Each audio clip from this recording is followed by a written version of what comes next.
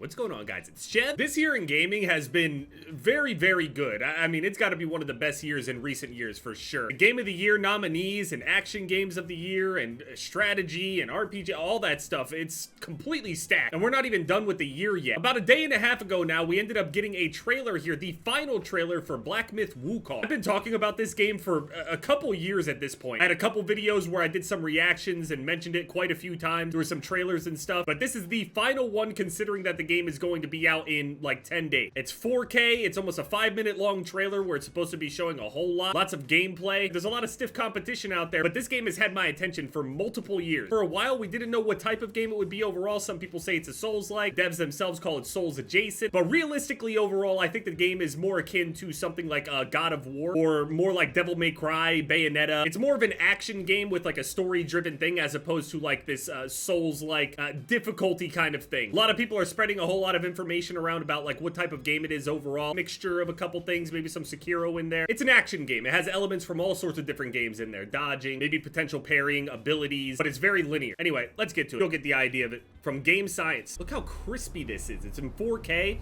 but like the overall art style on this game and design of characters and environments look incredible. Like look at the detail in this. For a while there were rumors saying that this game wasn't even real. That's how nice it looked. Now we're in some kind of forest. Look at this. It's just some... I don't even know what that is, but the design is insane. Some cool statues and shit. More statues of cool shit. More locations. Oh, and there he is. Wukong himself. Sun Wukong. Inspiration for Goku. The main character of Journey to the West. And immediately out of the gate, it's not really a Souls-like. It's for sure, it's got like bosses and stuff like that. 100%'s got the bosses, it's got different abilities, different forms that Wukong is capable of. If you're not entirely sure or familiar of the old lore of Wukong, he is immensely powerful overall, but I'll talk about it later. Got a spider in there, a fire form to go and burn all of it, so I wonder if you have to use the fire in those scenarios. Super crispy, ice fishing. Zen shit. Something underneath of the... It looked like it was moving. Another interesting, weird character. Another cool-ass looking character. Another guy. Walking through portals and shit. It's gonna be super, like, over the top, 100%. If you know anything about Wukong, it's gonna be ridiculous. Look how good every character looks. The detail in everybody, and there's so many different ones of them. Tigers, people...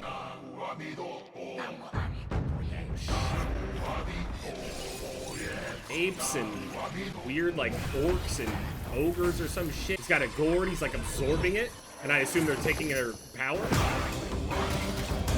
Combat, boom, yep, there it is. Takes his power from him, just like how Wukong did. 72 transformations. Look at the environments and shit. Look at all the different bosses. Oh, look at the moves. Since it's an action game as well, you have the ability to be able to fight them in a bunch of different ways with different abilities. Travel form. Giant tortoise. Holy fuck. Like some rat looking thing. Giant like cicada or some shit.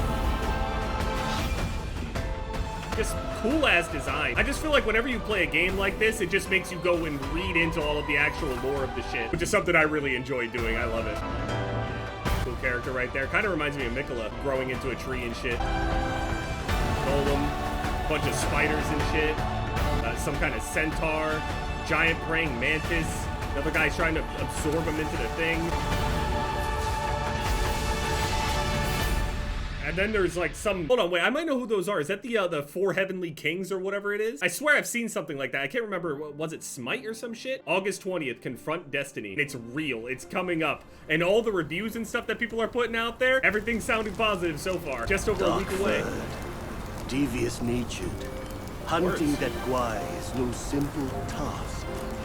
You do have some skills, but this land might. That shit is so disrespectful. That's very on brand with Wukong. super disrespectful, lots of ego and pride and shit. That's kind of like part of the whole journey of his, to overcome that ego and pride that he had because he was born so powerful. I know a little bit of like the lore or whatever, but like not a ton. From what I understand, this game is completely linear. It's not open world or anything like that. So linear as in a pretty straightforward thing. You get to a boss, go through another area, some progression, get to another boss, more progression, get to another boss, more progression, new abilities and characters and other people that you run into. You see, oh, I couldn't even name you how many different designs and characters we've seen right here. It's gotta be at least like 40, 50 different types of characters we've seen with all these different masks and just unique looking characters. What's crazy about this whole thing is that you watch 5 minutes straight of them showing all of these different characters from different points in the game. Could be late game, could be early game, mid game, showing different abilities and stuff. And I still don't know the story of the game. What is the actual driving force? Is this during Journey to the West? Is this after Journey to the West? Is it beforehand?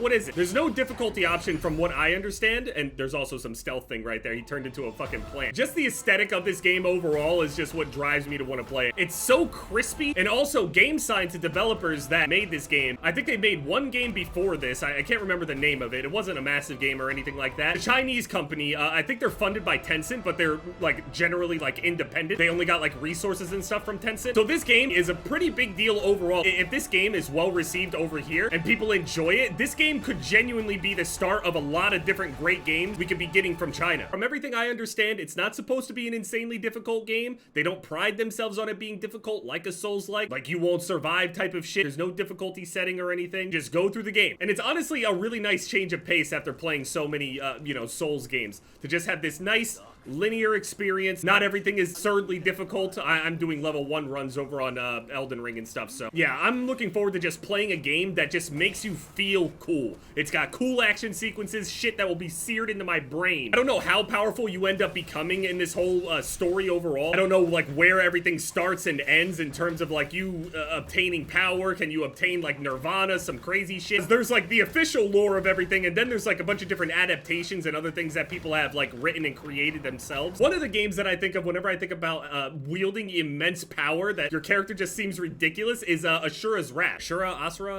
Asura? Sorry for my pronunciation. Also, speaking of that, I think whatever like the default language is on here, similar to how I was doing with Sekiro, I'll probably keep it whatever the default is. So if it's like Mandarin, I'll just keep it on there. I'm assuming there's also an English dub. Maybe some characters speak English and others don't. It could be different things. The character at the end of this trailer is speaking English, not Mandarin. So I recall though watching the previous trailers before this, the characters were speaking Mandarin. So yeah, we'll see overall all of the details and stuff. People are saying that the game is going to be like over 50 hours for like completionist and everything. I assume if you go through the game, you don't run into too many issues. I'm gonna assume the game is probably like 15 to 20 hours. The devs had said that at one point, but I also don't know if that was a more recent statement or whatever. The game has been in development for a while, so we just experience Wukong's journey to obtaining all these different powers, but also overcoming his own spiritual battle, dealing with being so powerful and not letting that kind of blind you. I believe all this gameplay was over on PC as well. Some of them cutscenes, some of them in-game. I'm gonna have it on PC. I'm gonna crank the graphics up as soon as it comes out. I'll have a video up on the release day, and hopefully everybody will enjoy it. It seems like it'll just be a game that is just purely fun. I'm not intimidated by it. I'm not scared or worried about how difficult it'll be. Usually a game that doesn't have much of a difficulty factor to it could kind of seem boring to somebody that has been spamming a lot of difficulty related things, but at this point,